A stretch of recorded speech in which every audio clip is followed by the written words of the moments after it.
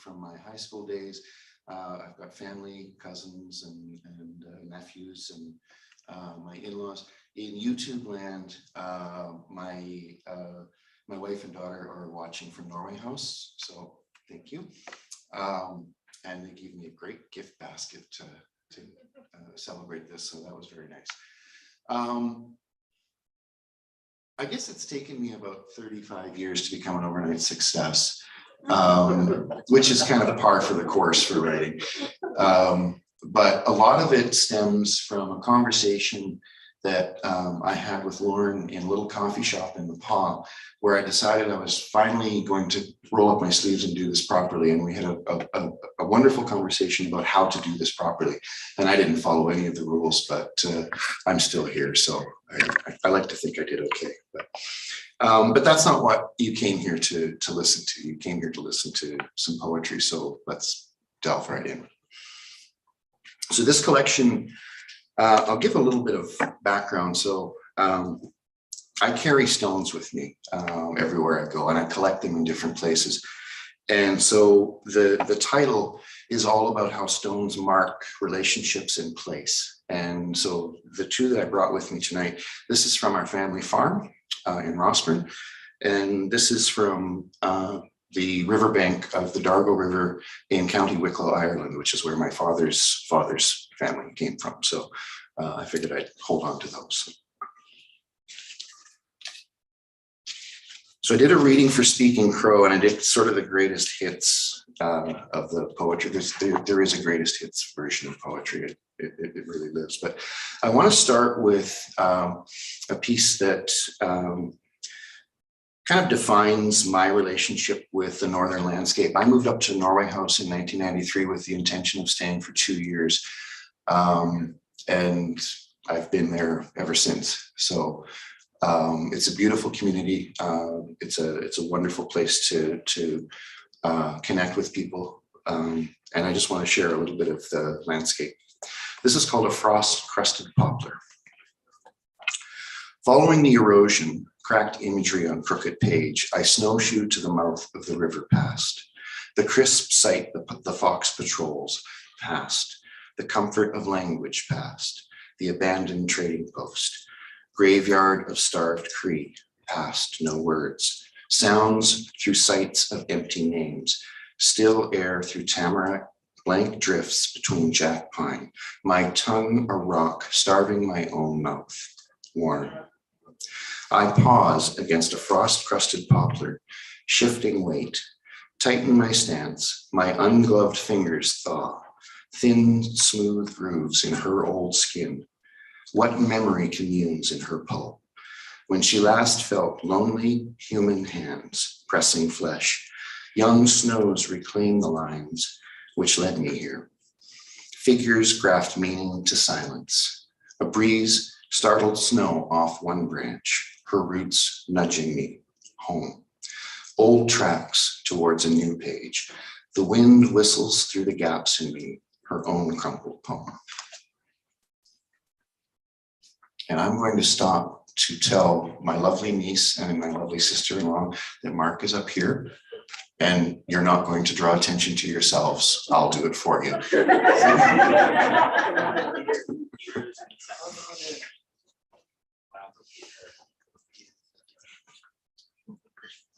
And Peter, you can join them if you want.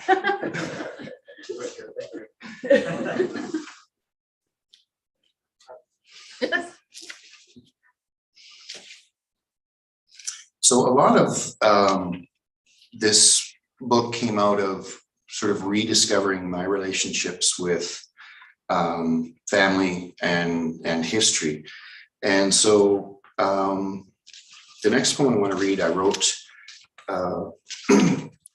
after my mom's passing, about a month after she passed, actually. And it was a poem that I wanted to make sense of how I reconciled my own history with her. So this is a poem called Learning My Own Body. Somewhere between these words lies my mother's faith, a benign lump nestled in an obscure fold of flesh, undetonated. She wouldn't have liked that. that air of sinister that can never work its way out of this version of the poem yet. I am an anatomy of others, inhabited in small parts by my mother's rustic order. Her particular way, nothing held a specific place, even in verse. Leaves unraked, another duty missed, abandoned to November's meager snow. On my mother's last morning, I drive too late, past her childhood church, her moment past. My mother refused to be an actor in her own death. But I, this smoothing rough edges, a kind of devotion, I recorded as it resides in me. A specter lingering in vacated cavities, heart chambers. Carelessly fingers lines in the dust, reminding me of the slow neglect of faith, of flesh, of memory I am slowly learning to pearl, my mother's marrow mapped beneath my bones. So some of you have never been to a poetry reading before. So typically what happens after a really kick-ass poem is you throw a chair or you jump up and scream. Or you could snap. That's smart. Yeah, there's a mosh pit down here for the. They can get pretty crazy, some of them. If Ariel's reading it, it can get pretty nasty. Since I have the Sinclair crew here, I'm going to read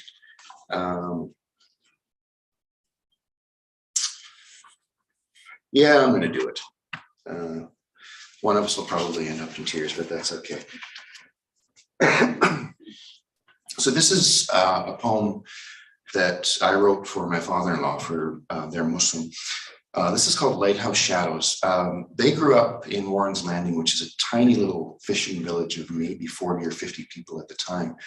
And Pee Wee, as I knew him, was a commercial fisherman for about 50 years, which is a lifestyle I know almost nothing about.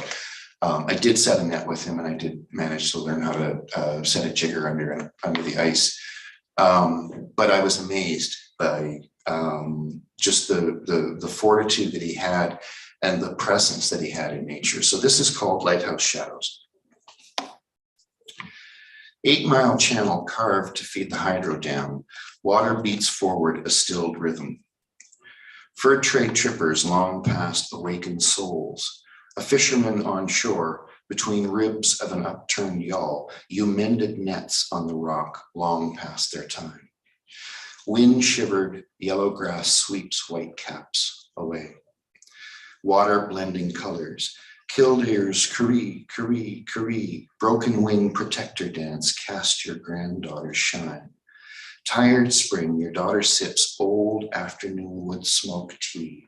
Canned milk memory dips into surface, returns this fisher to the soil. In the small hands safe, the knots you tied by water.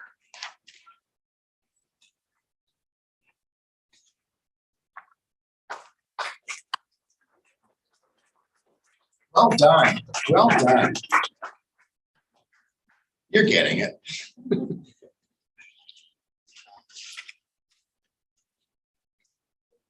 So I'll do a couple more, and then Lauren can grill me with the questions that she stayed up all night working on.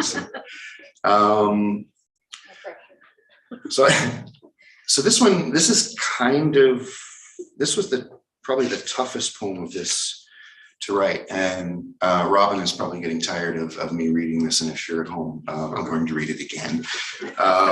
So this is called Lights Home for Daughter.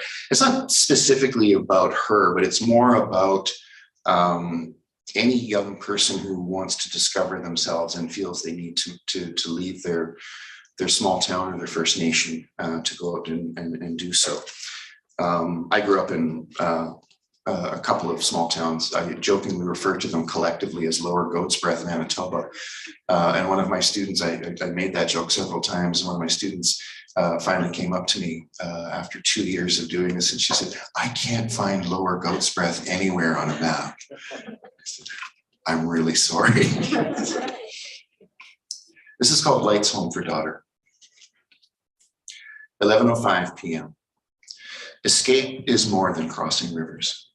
Septembering nowhere towns, more than unknotting cutter scars under lace gloves, more than Jerome's hash pipe in your knapsack, less than his guitar silent in your closet. 2:09 a.m. Back home, buzzing stars blind to a crescent moon take root in dirt black sky. Golden green night whispers dance before tamarack orange autumn truth, the fall like childhood change spent south. 3:51 a.m. Cookum's paper Jesus bookmark, a $50 bill, dried tiger lilies pressed into Cohen, Highway 6 south of 53, half-white gray gosling, spinning your hours away in a traveling neighborhood. Everyone is homeless. Hoping perhaps the next stop may claim you. 5:55 a.m. Begging others you're quiet, these southern towns wear different costumes.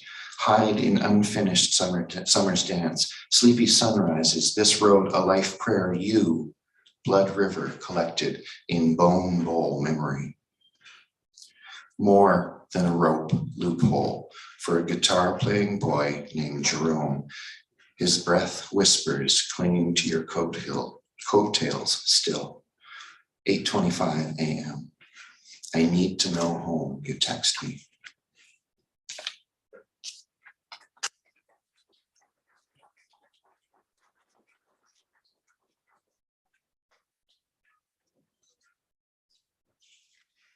I had a book that marked the poems that I was going to be reading, but they were so kind to put this up here that I thought, well, I should have to use this, but it doesn't have the poems that I marked.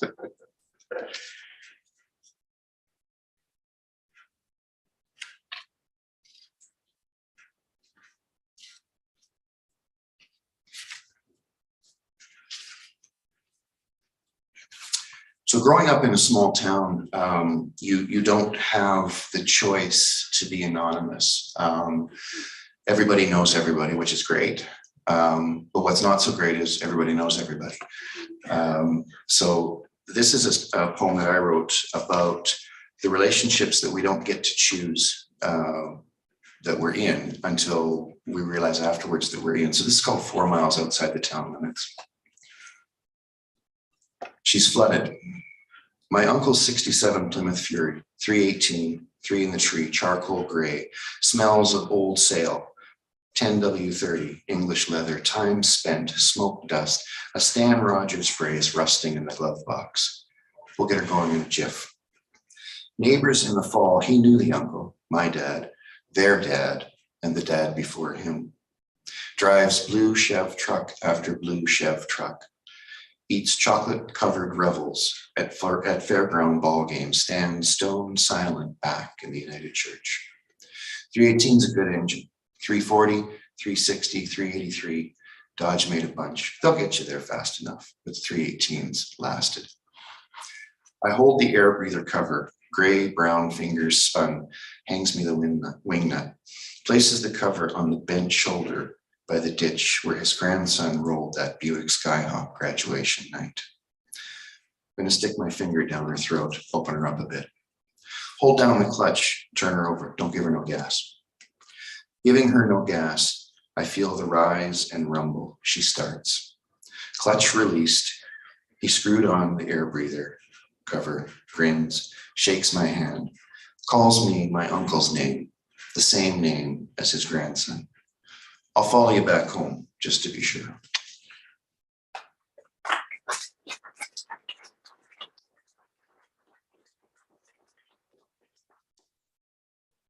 Am I over time? That's a question. John hasn't hooked me off and until that happens, I'm just gonna keep reading because you're not seemingly too bored, so we'll go through this.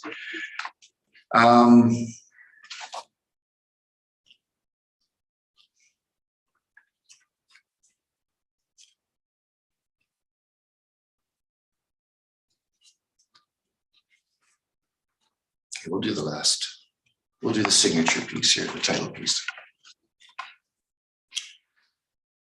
Remain one place long enough, the past may leave you for another, more suited to memoir, a song to follow.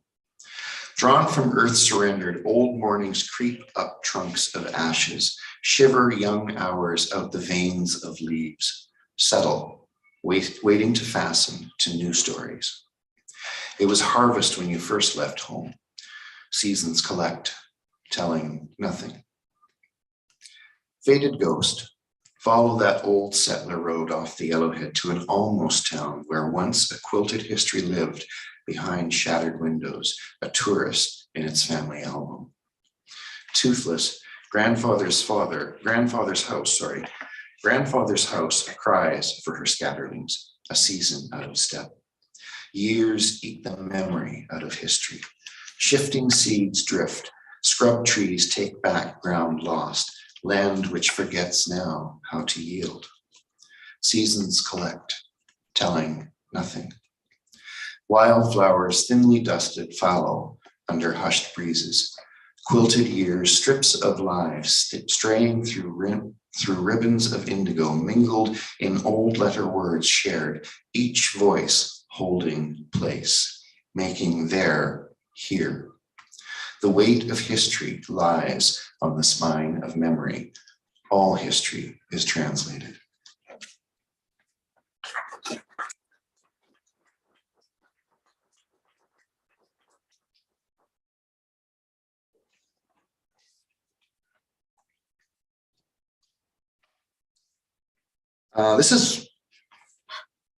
This will be the last one, I think. Yes. Get out the hook. This is a short one. I didn't intend on including this one in, but I kept going back to it and back to it and back to it. I found an old windbreaker that belonged to my mother, and they were going through her stuff, and I put my hands in the pocket and discovered a pair of gloves, and then a poem came about. This is called Fit. I slide my hands into brown suede gloves from the pocket of that old green windbreaker, hanging under the stairs by your golf clubs. Tight, but they will fit. Adjust in time, warm to changes in touch. And with that, thank you so much for your attention.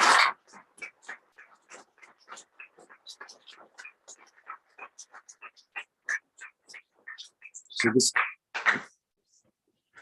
Super. And I'll be up in a sec. I'll sit over there? Yeah. Okay. Thank you so much, David. We'll now be moving along to the conversation portion of the evening. Before we do, just one quick note to those of you watching on YouTube. I'm afraid we did have a little bit of a technical stutter at the beginning. Rest assured, you heard all of David's presentation. You just missed Matt Jodry from At Bay Press and myself. So to summarize, David Yerex Williamson is a very good poet. He is here launching his book tonight. And Matt wanted to emphasize how wonderful literary community is. So thank you all so very much. I now have the inestimable pleasure of introducing tonight's host. Lauren Carter is the author of 4 books. Her last novel, This Has Nothing to Do With You, won the Margaret Laurence Prize for Fiction. Places Like These, a collection of short stories, will be out in spring 2023 with Book Hug Press. She mentors writers from her home in St. Andrews, Manitoba, while working on a 3rd poetry collection and a novel. Please join me in welcoming, here to interrogate David Yerex Williamson, Lauren Carter.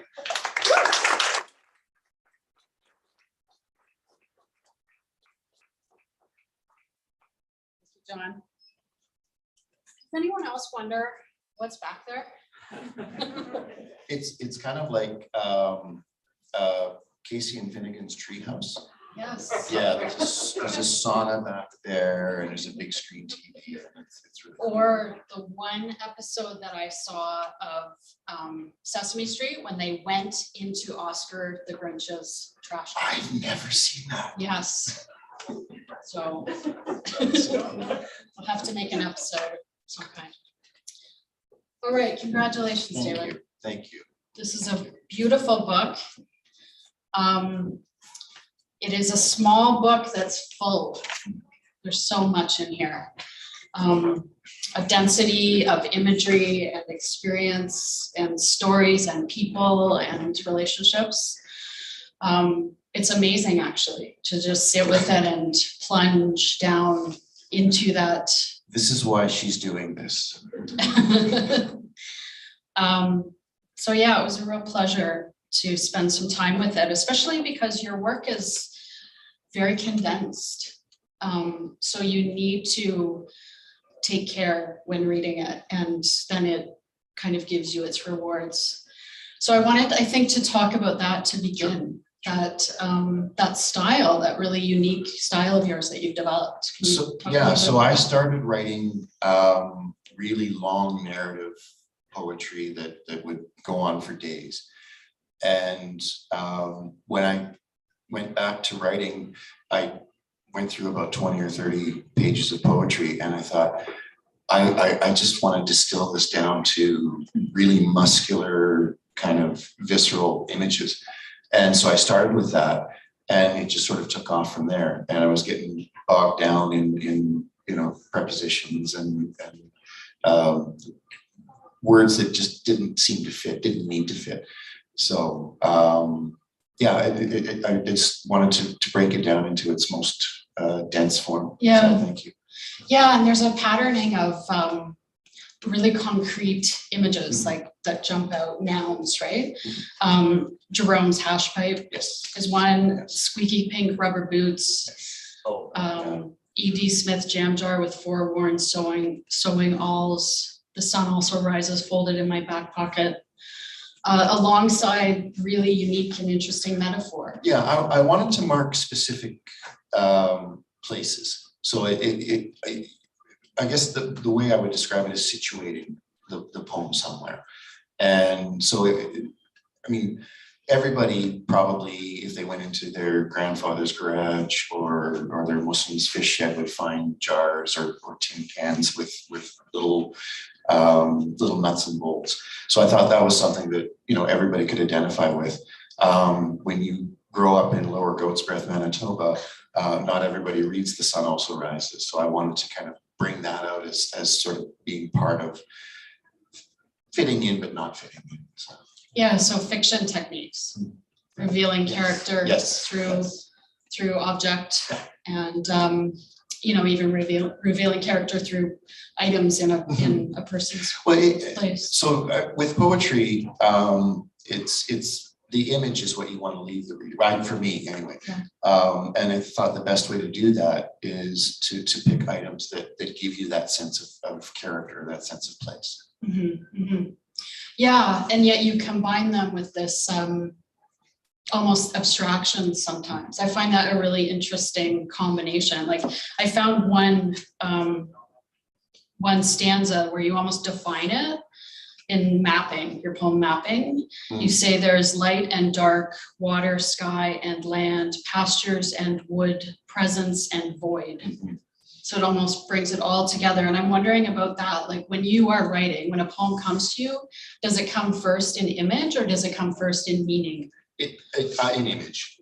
Yeah. In image. So I may come up with a single line or a single image, and then I'll develop it from there. I mean, the meaning is there, but I need to have an image to ground it. And then I sort of build the meaning around that. That particular poem, moving from a wide, expansive prairie landscape where you can watch your dog run away for 3 days, and then moving up to Norway House where it's you can go out onto the water and go to places where you don't know if a human being has been there before, and probably they have, but there's no mark, there's no leftover. It's one of the few places where you can probably go up there and see that, where you can see a space that hasn't had huge human interaction. You see the residual effects of mining and the hydro development, but that's what makes it really special when you can get out to an area and know that there's nothing there that's been sort of impacted by human interaction. Where did you grow up? So our family farm is just outside of Rossburn, Manitoba, which is on the south end of Riding Mountain. But I went to school in Reston, Manitoba and Morris, Manitoba. So there's some Morrisites here. We moved around. My father was a grain buyer. And so we moved, there's 3 main towns that I guess claim me. I'm happy to be claimed wherever I go. So, but yeah, it was basically tied to the farming industry. That was where I grew up. I'm nodding ferociously because you can really see that. Like there's a real sense of wandering in the book. I smiled when I read Where the Radio Fades. Oh God. When you talk about after Devil's Lake. And I was right there with you. Yeah. Driving up to the satellite radio has been wonderful for that 9-hour drive, but Diane, you grew up in Flin Flon, so and you know you're in your late 30s now. But back in the day, you could go for hours without having any connection to radio. And there's still a section on 39 between what was Ponton, there's nothing there now, and the Paw where you don't have satellite or cell service. So it's one of the few places left where you are completely on your own in the landscape. It's good. It's a little unsettling the first couple of years you're there. Yes, it took Jason and I. What's Yes. that? That's what 8 tracks are. Eight tracks or cassettes or CDs, Yeah. but yeah. Yeah, for sure. Yeah, I remember when Jason and I realized satellite radio, right? When we lived in the pub, yeah. So yeah, I wanted to talk about that. I have a question about that. The poems really, it's interesting that the title that you've chosen and where you land, because you land on a place where I think you say, what would you say, make there, here? Yes. Yeah. Yeah. So you land on a place of settling and a place of awareness of roots. So, but a lot of the poems wander, you're jumping rail cars sometimes, they're all over the place. Yeah. And I'm wondering if you can kind of talk about that sense of movement. Well, that was me in my teens and 20s and probably right up until my early 30s. There are people here that I used to work with in a residential care facility. That was the longest job I had up until that point. I bounced around. I lived in probably 8 or 9 apartments in 8 or 9 years. And moving from small town to small town. I mean, I love Morris, I love Reston, and I still have friends from those places, but I wasn't from those communities. My family had moved all over the place. So I didn't have those same familial roots that people may have. And when I moved to Norway House, I didn't expect to be grounded that quickly, but it's the kind of place that, because people have that really intimate relationship with the land, and I was interested in that, it just kind of happened organically. I didn't choose to, and you won't when you're not from a First Nation. When you move into that, you're moving into a whole different culture. You're moving into a whole different landscape, and it's beautiful, but it's very foreign initially, and I love that part of it, and getting to know the community, and finally, and I don't claim the acceptance. People give it to you. You have to be. Absolutely. Yeah, you have to be taken in. So yeah. Do you feel like this book has has it drawn a circle for you? Has it given you a sense of? Yeah, and in many ways, it was an opportunity for me to make there here.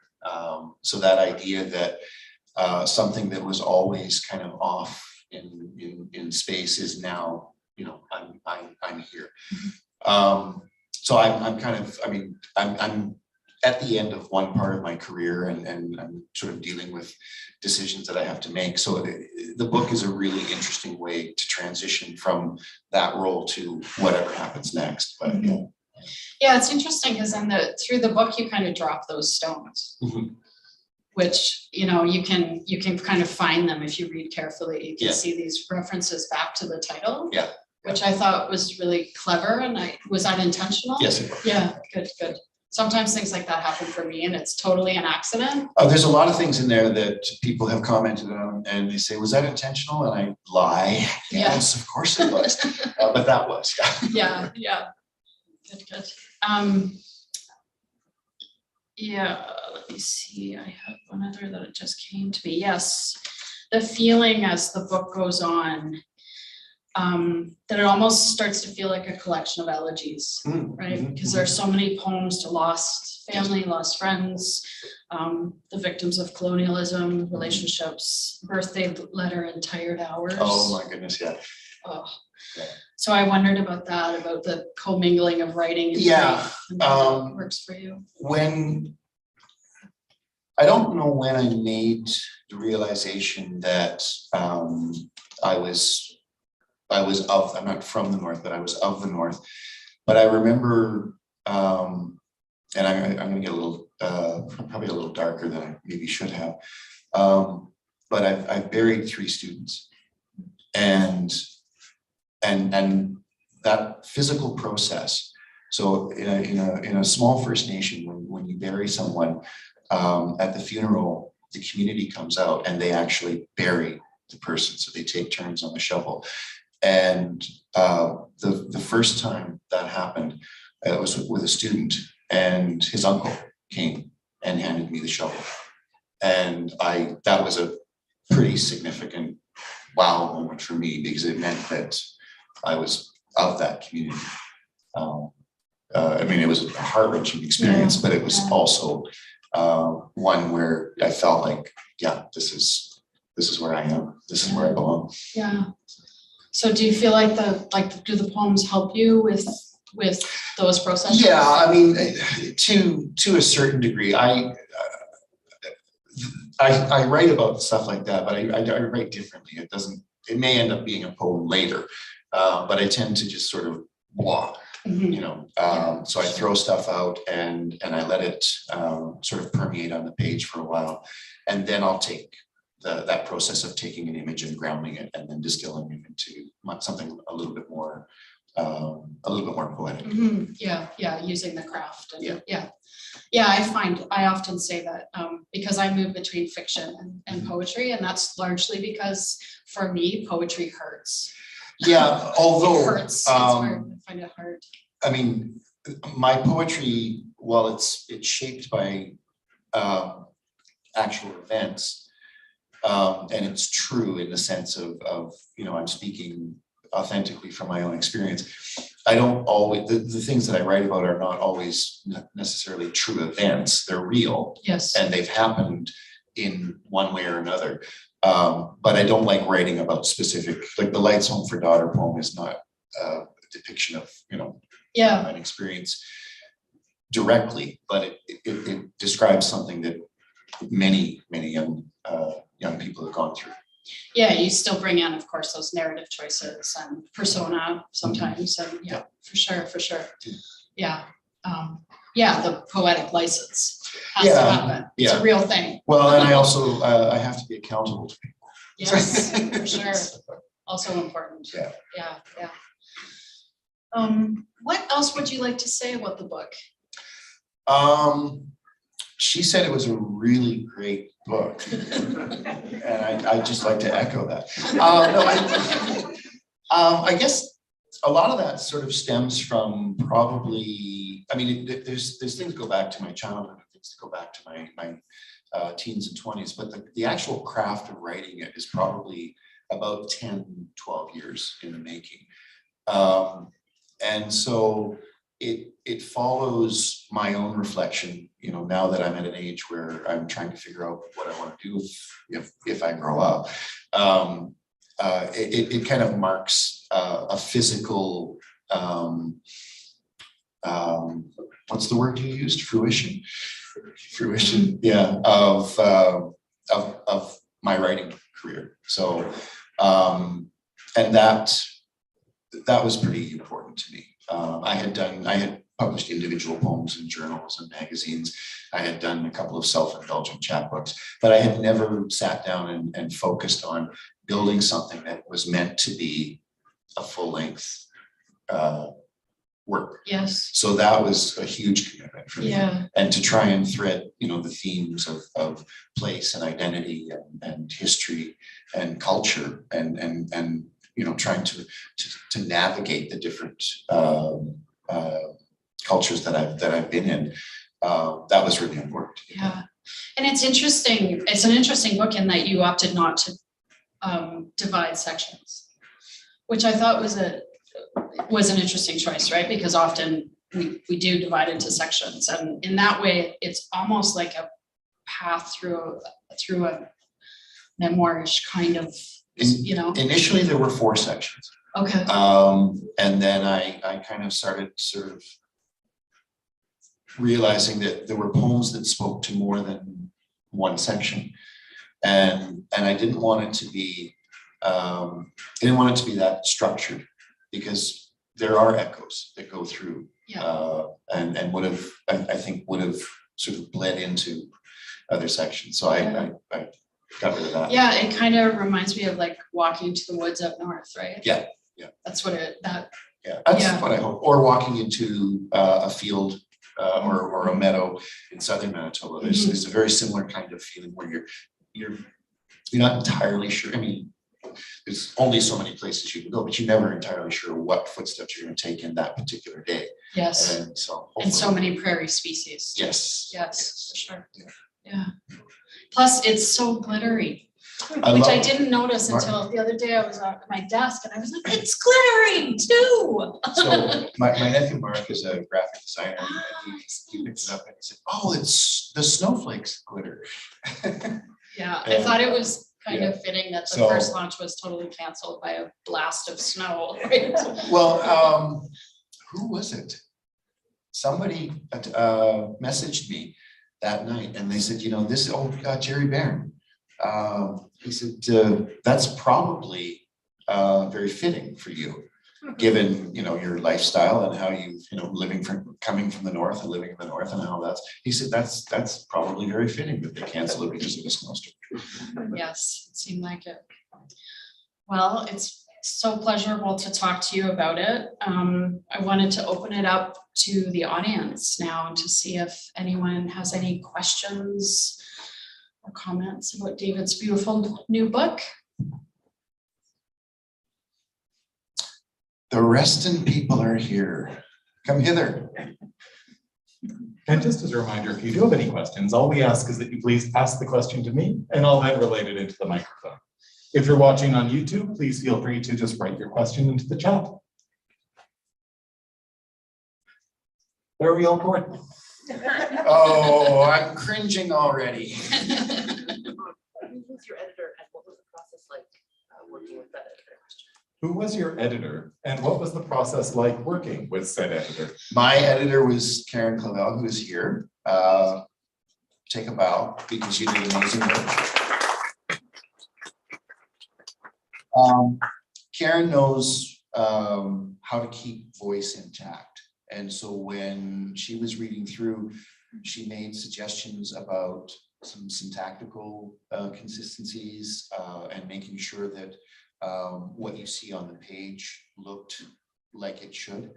And we played around a little bit with some of the structure of voices and of consistency in phrasing. And it was wonderful. It was, I trusted her implicitly and I felt like I wanted to give her, more credit than I was getting, but no, she was great. She kept the voice intact and was amazing. Yeah. And kudos to her.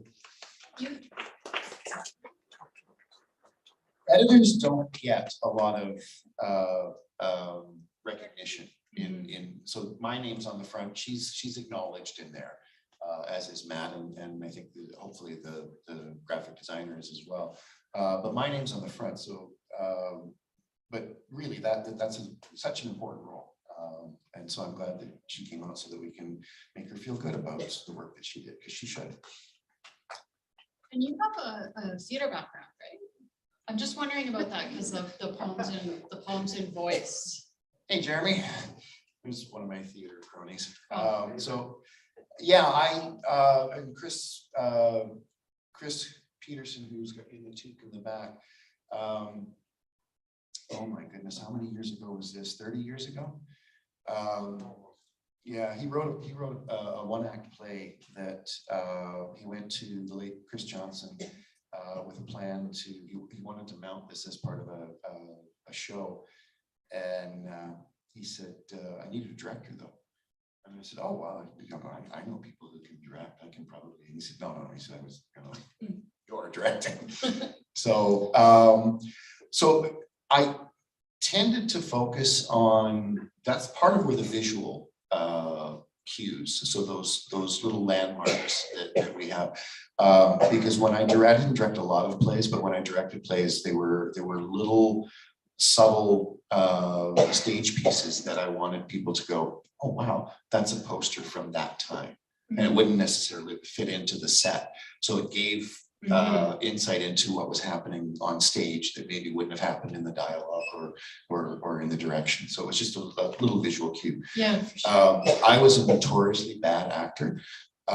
So I stuck to directing and stage managing, and I wrote a couple of plays. I did a fringe play because I thought after working on Chris's production, I could do this. And the Free Press was very kind. They gave me 4 stars and they put me on the front page of the Entertainment Review as the pick of the fringe. And my father, who was a grain buyer, who has read maybe 3 poems in his entire life and never been to a stage play, came out to see the play. And I was telling Mark this, my mom told me, you have to come to the house, you have to come to the house, you have to come to the house, because the Free Press feature was open on that section and had been there for about a week. Wow, nice. Yeah, because there's some great dialogue in here too. Yeah, I as you read one of. Yeah, and so part of that is borrowed from my background as a playwright. I want to get back into that. I've got other pieces that I'm working on right now that use dialogue a lot more than this does. Yeah, and there's that new theater here in town, the Gargoyle. Is anybody associated with that? Yeah. Yeah, they're trying to get local plays workshopped and up and running. Yeah, when I first moved up to Norway House, I worked with the drama teacher there, Ed Braun, and we worked with Rick Chafe, some of you might know who he is, on a project for the Manitoba Prairie Theatre Exchange. So the Manitoba High School Drama Festival would happen. So we would link up students from Norway House and the Southern community. We did Steinbach a couple of times. We did Garden City. We did Garden City, I can't remember. We did 3 scripts though. And so the students would come up with the ideas. They would each do kind of like their own little monologue that they wanted to present. Yeah. So we would basically, it was an active dramaturgy. We would kind of play around with the monologue. Can we change this? Is this okay? Do you like this? And then we would fill in the dialogue that would lead to these sort of, crucial scenes. And it was a lot of fun. And I haven't done anything like that in probably 20 years or 25 years, but I've been getting back into playwriting because I live in a little bachelor suite garret with my kitten, so I've got lots of time to write. So and I talk to myself a lot, so that on paper. Yeah, I think that's something about the pandemic. I noticed that even today I wasn't talking to myself behind my mask or being a weirdo. Well, I blame it on the cat. Yeah. Right. So. Yeah, they do that too. I yell at my dog a lot. Other questions?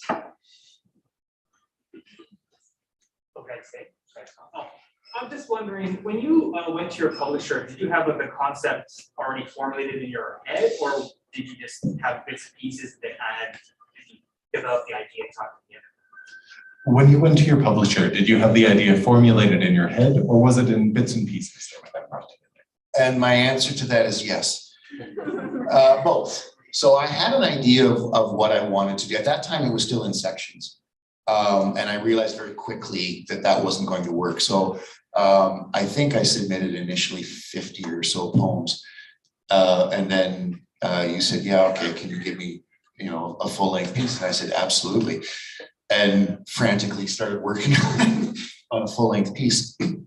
I had an idea of wanting to mark different different sections of the collection through space and place and time. So that was consistent. But as I started to rework the sort of the different histories that were in there, that kind of evolved on a couple of different tracks. So I don't know if that answers your question. But. No, yeah. Did you find, were you going back and looking at old poems and kind of? No, everything that's in there is 12 years or younger. And there are some pieces, don't tell Matt this and don't tell Karen this, but there are some pieces that were written literally a week or two before the final submission. Throwing stones. What's that? Throwing stones. Yes. So we have a comment from you two where Connie mentions that she can't get beyond your mother's gloves. Thank you for that. Oh, yeah. Another poet, Laurie Nielsen Glenn, offers congratulations to David and says hello to Lauren. Laurie is waving hello from Nova Scotia. How does the northern landscape affect your approach to poetry? Well, not every poem, but many. I would say at least a third of the poems in there are completely grounded in the northern landscape, in the sense that the northern landscape is the homeland of the people that I've lived with for 30 years. So it's shaped who they are as a culture and as individuals.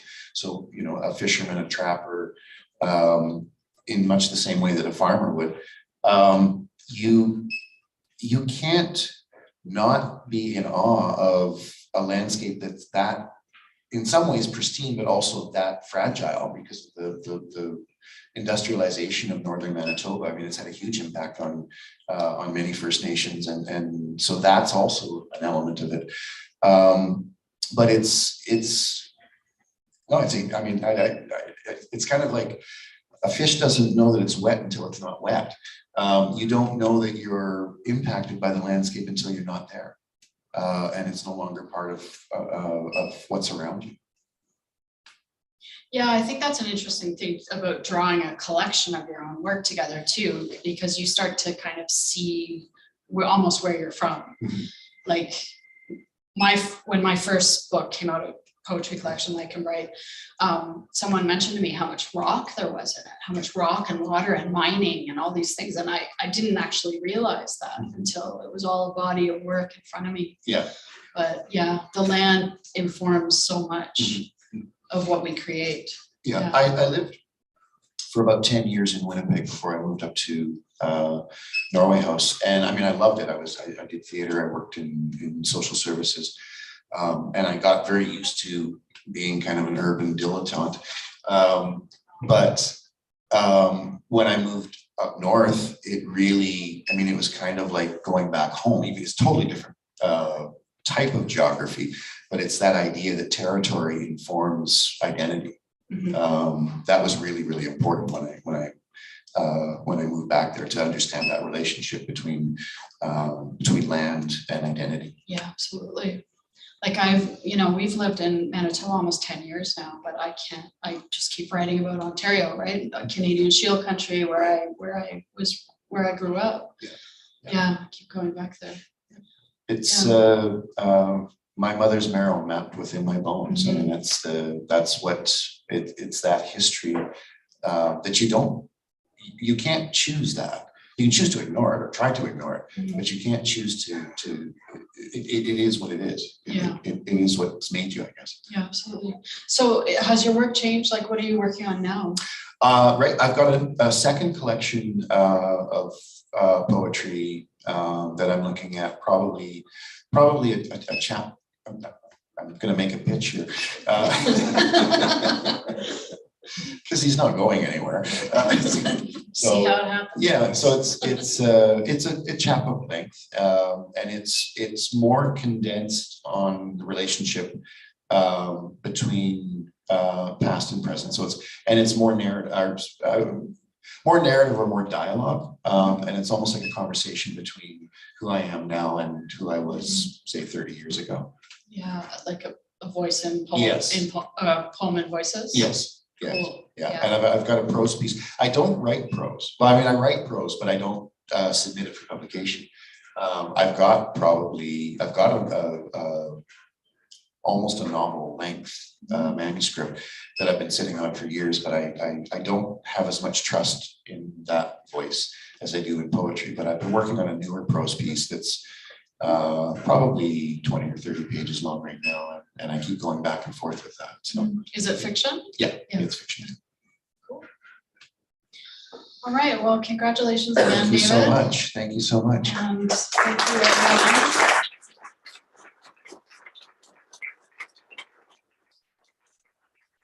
I just want to say one last thing before we close. John, can you come out here?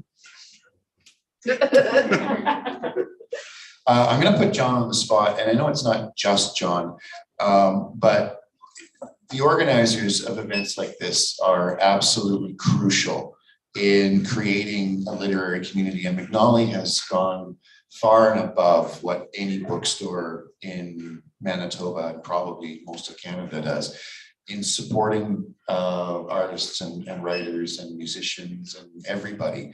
So I think we wouldn't be here, and especially as we're getting into the final, who knows, the final current stage of the pandemic, and we're able to gather like this. I think it's really, really important to acknowledge the work that McNally Robinson does. So thank you.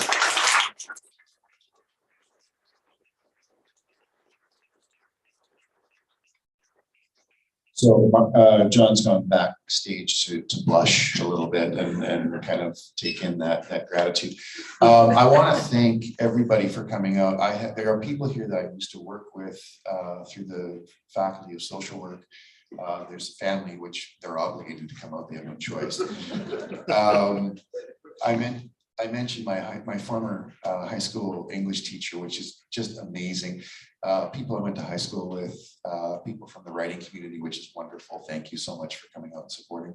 A former, I won't say old student, but a former student is here. So thanks everyone for coming out. It really does, it does mean a lot to me. Thank you.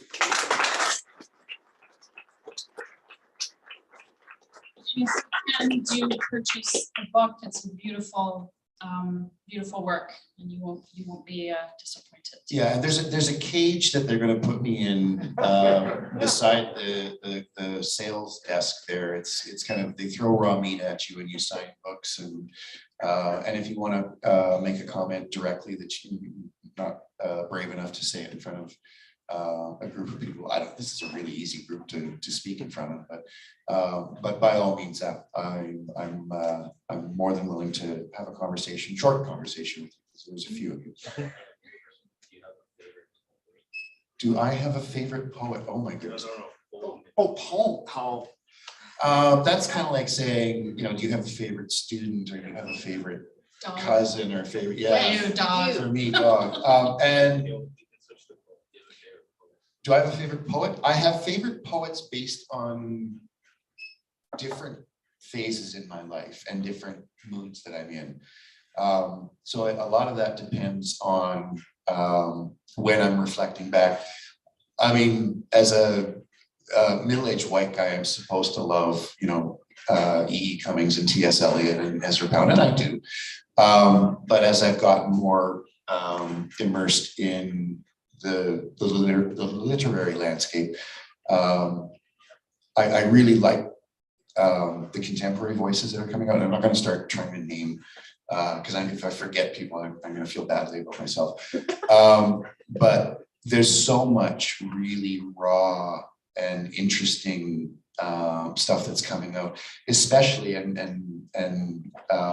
I get a chance to see that in the Indigenous community. Lauren and Ariel and Duncan and I met through the Language Arts Festival, and John's like, The floor is yours, David. okay. But I just want to acknowledge something that, and this is kind of, it's not about me, but this is kind of one of the most, if I've done anything right in my career, it was this.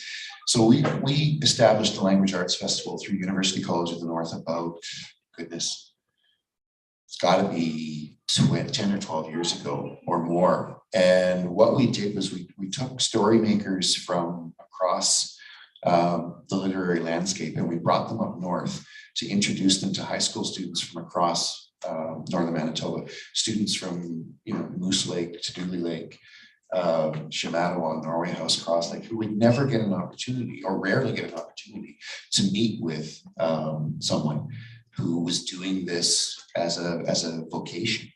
And that was really important to me. And then through workshops, they would develop their own voice and they would get a chance to practice their own craft. And some of the stuff that they came up with was absolutely brilliant. And my job really was to try and facilitate as much of that and then get the hell out of the way, because what they were doing was brilliant. And the last 2 years we've not been able to do that, but we're hoping next year we'll get back into that. So. Now I'm done. Well, thank you so much, David. And honestly, huge thanks for your earlier incredibly kind and humbling words. They're enormously appreciated. As mentioned, we will be moving David along to his cage immediately beside our caches. Do not make eye contact and always maintain use of distance. Please do feel free to go up and have a copy of the book signed before you pay for it. Please do pay for the book at some point tonight. We have copies of the book available on the table, on display, but also at our cache desk. So you could just wander up and ask for a copy and they will sell it to you. Once we leave the space, masks are only strongly recommended, but we do recommend them. And so please feel free to get in line. I'd like to thank all of you for joining us here tonight, all of you watching on YouTube, both now and in the future. And I'd ask you to, I'd also like to thank, of course, at Bay Press, Matt and everybody at the publisher for their incredible work. And I'd like to ask you to join me in 2 rounds of applause. The first for your host for the evening, Lauren Carter.